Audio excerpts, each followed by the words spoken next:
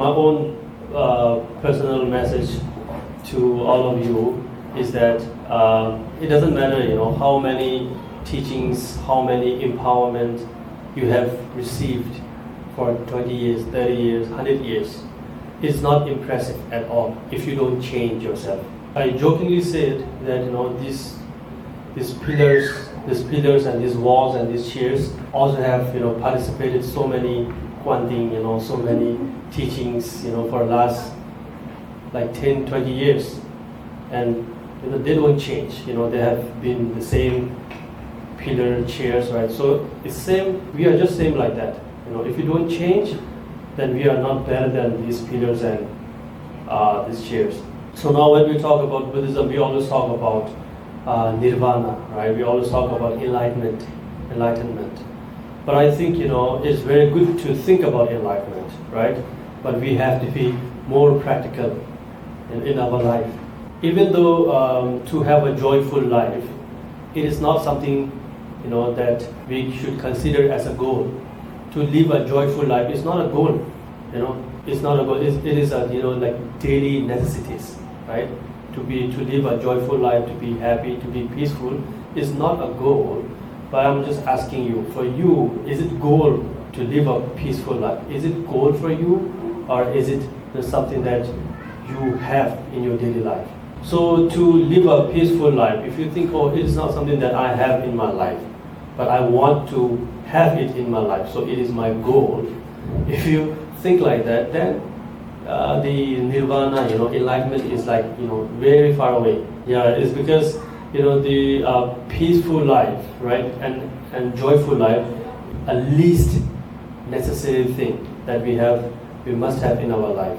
And if you are lack of it, then instead of thinking and hoping to be enlightened, first we need to have that peace in our life first. So that's why, for us to be a Buddhist practitioner, right, we always should start with being a peaceful person. That's why the reason why I think is because if you are not a peaceful person, and if you are not a happy, joyful person, right, then nothing works in your life. Yeah, because I'm not saying if you are not a happy person, you are a bad person. That's not my meaning. But some people have this kind of habit that they are always unhappy, right? And when you are unhappy, like if your nature, if that's the habit that you have to be unhappy all the time, then it just doesn't matter. Whatever you do in your life, you still remain unhappy. Whatever you have achieved in your life, you will always remain unhappy. Because I've met certain people in my life that they are always unhappy, right? So because at the beginning I didn't know that's who they are, who they were, right? Even who they are now, even now they are unhappy. So they say that, I want to practice Buddhism because I want to have a better life. I want to have proper job, right? And they got the job, right? I want to have a better partner, like husband or wife. They got it. They're still unhappy. They want to have a nice house.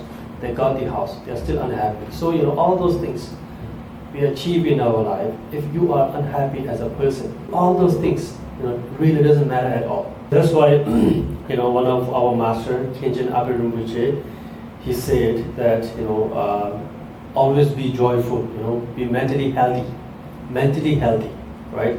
He said that no matter what happened in your life, we should always be happy. And how much it affects our life when we are unhappy, it's immeasurable, really. How much it affects our life when we are unhappy. You cannot put any limit to it. It affects us so much, right? But how much does it take us, to lose our temper? It takes nothing to lose temper, right? Yes. And the reason why I say it's so, it affects us so much, when we are unhappy. It affects our life. It affects our family. It affects our, neighbors and community so much, right? Why? Because, when we are unhappy, we are very vulnerable, isn't it? We are very sensitive, yes.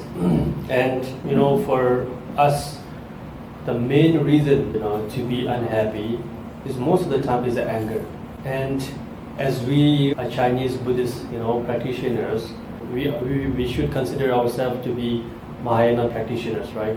So in Mahayana path, the anger is the main opposition of our practice. And that's why Shantideva, he said in Bodhicitta Avatara, that in Tibetan he says, Chila Papyang Dagini Gawe Yini Tukmichas. It says that it just doesn't matter. Whatever happened in your life, you always should keep your joyful mind. So how do we avoid anger? This is now we should talk about it.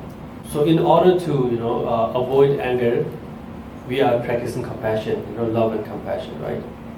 Yeah. So anyway, even sometimes it's not only about love and compassion. When we are angry, right? When we are angry, it is very hard for us to generate a bodhicitta mind or a compassionate mind. It's very hard.